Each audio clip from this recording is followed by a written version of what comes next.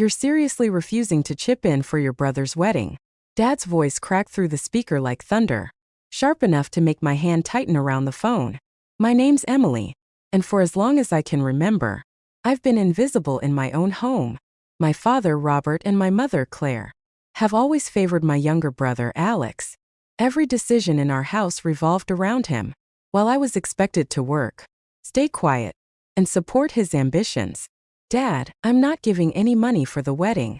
You guys figure it out yourselves, I said calmly, letting my voice carry the weight of years of being ignored.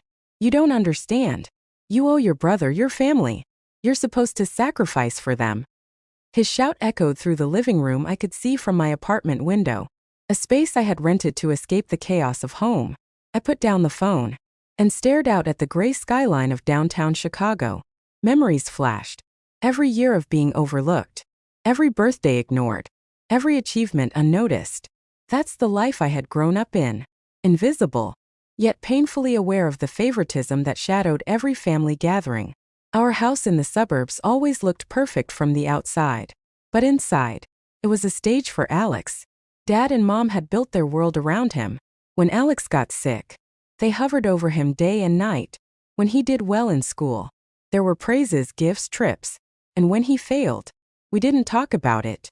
He was the golden child, shielded from consequences. Me? I was the quiet daughter. My report cards, my accolades, my struggles. None of it mattered. I remember in 4th grade, I won a regional academic award. Mom barely glanced at it, while Alex's finger painting got a spot on the fridge, proudly displayed. Dad just shook his head. Let him keep painting. That's more important. That was my childhood in a sentence. Unseen. Undervalued.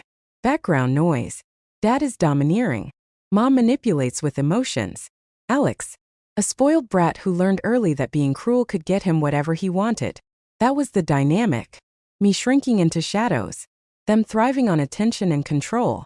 You're not going to college, Emily. You work to support Alex first. Dad's words hit like a hammer against my ribs, leaving me winded before I could even respond. It was a gray Saturday morning in our small Chicago suburb. The kitchen smelled faintly of burnt toast. Sunlight fought its way through the grimy blinds, catching dust motes that danced like tiny ghosts.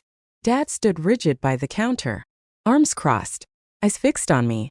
Mom lingered by the doorway, her lips pressed together, as if my obedience could somehow redeem her conscience.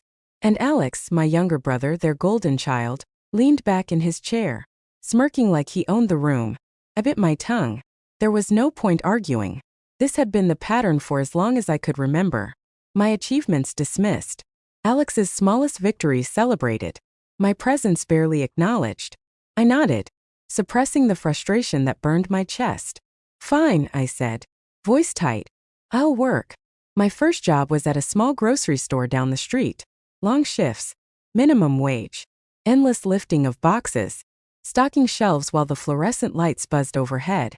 Every evening I returned home, my hands raw, my feet aching.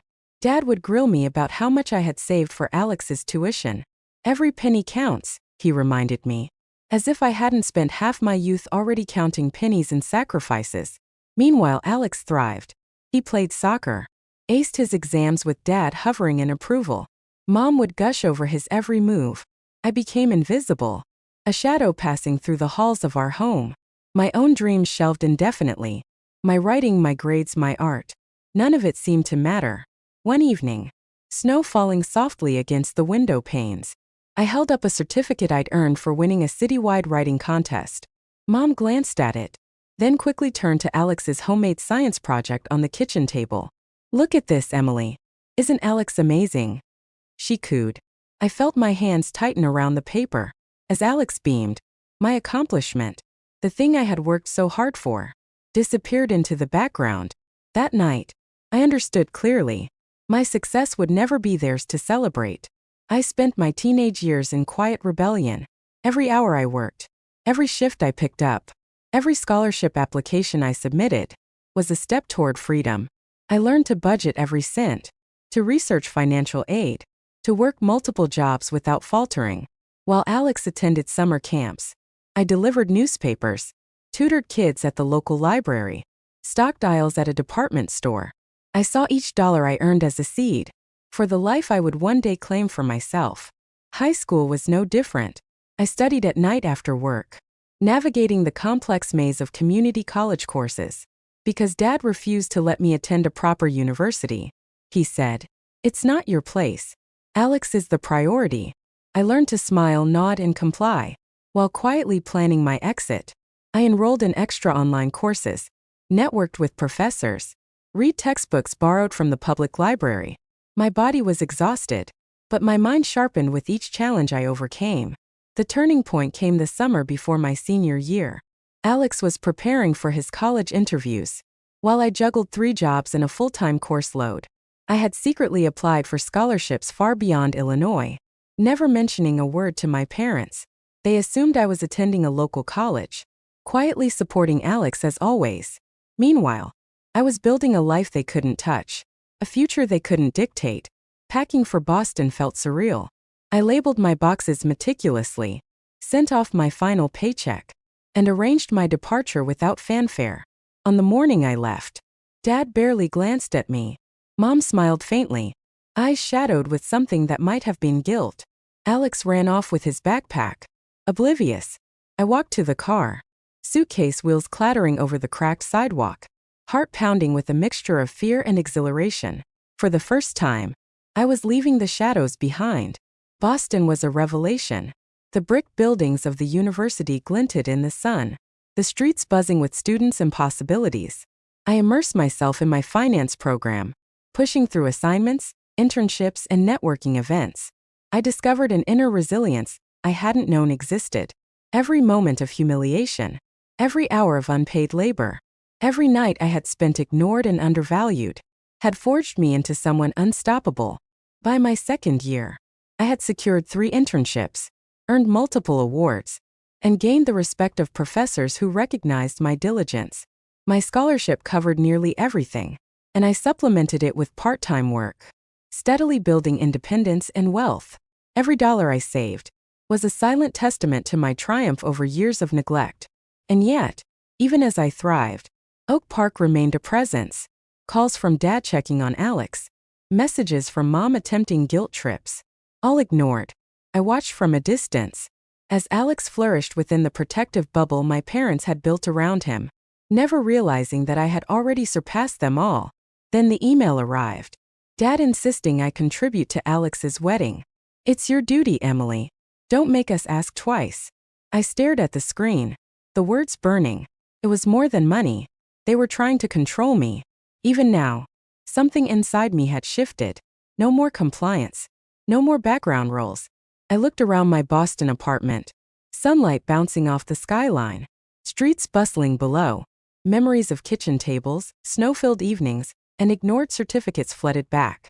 But now, I had the power. I had independence. For the first time, I understood the delicious truth. The rules had changed. I picked up the phone, my hands steady. "Dad," I said calm, "I'm not giving Alex any money. I'm not attending the wedding. Handle it yourselves." Dad called again. "Emily, you have to give Alex money for the wedding. It's your responsibility." I would no longer be their pawn. I didn't answer his threats immediately. First, I made sure my finances, my legal independence, my career were untouchable. The day before the wedding, Dad and Mom showed up at my door, demanding cash. I opened the door and faced them calmly. "I'm not giving any money." Dad's face turned red with rage. And Alex, the once golden child, tried to manipulate and guilt me. "Istut firm," telling them once and for all. Any further harassment, and I'd involve the authorities. Wedding day arrived. I watched from my safe distance. The caterers complained. The planner threatened to cancel. And Alex's fiancée? A fraud. She took off with all the gifts and investments, leaving my family in financial ruin. My parents and Alex were forced to confront the chaos they'd created themselves. I didn't gloat loudly, but inside, satisfaction simmered. Years of control, manipulation, and emotional blackmail had crumbled before my independence. I cut off all contact, moved fully into my own life, and focused on building a future where respect, fairness, and autonomy were non-negotiable.